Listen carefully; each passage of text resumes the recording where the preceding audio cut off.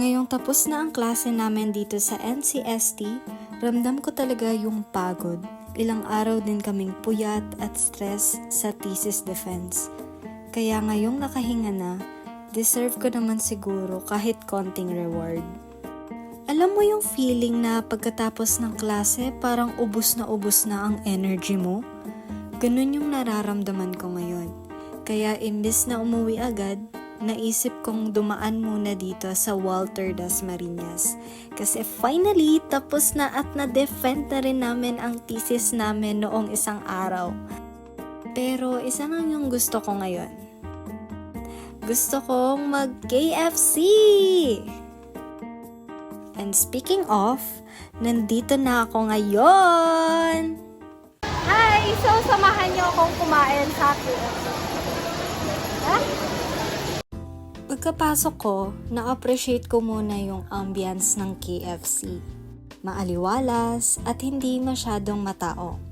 Yung sakto para sa isang chill na kain after class. So, ito yung menu ng KFC. Ngayon, pipili tayo na kakainin natin ngayon.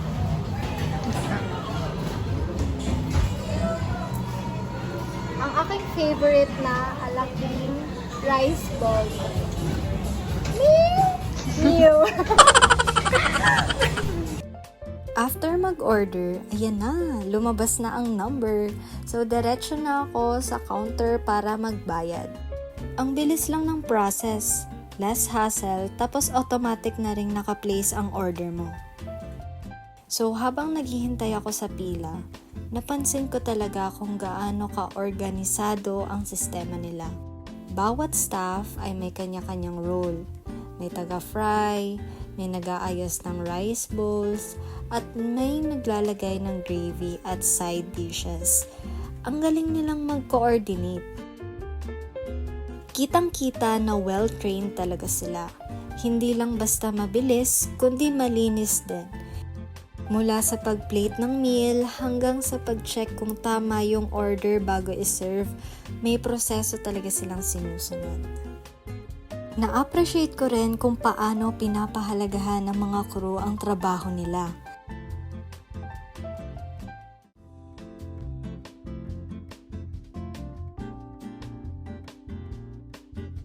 Makalipas ang ilang minuto, dumating na rin yung order namin. Kakain ako ngayon ng alaking rice ball.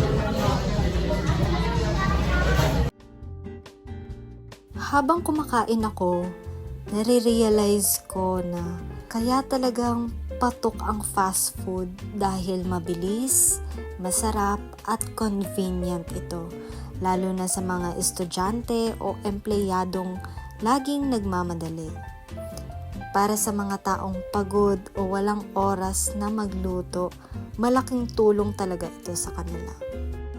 Ngunit, kung araw-araw at sobra-sobra, hindi rin ito maganda. Mataas sa calories, mantika at asin na pwedeng magdulot ng sakit, gaya ng obesity, high blood pressure at iba pa.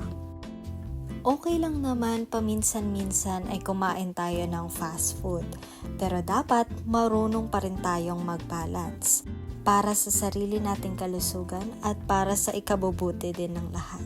Kaya huwag kalimutan ang ating kalusugan. So next time, mag-decide wisely.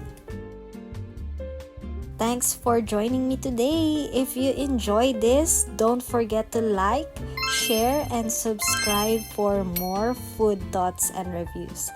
Hanggang sa susunod!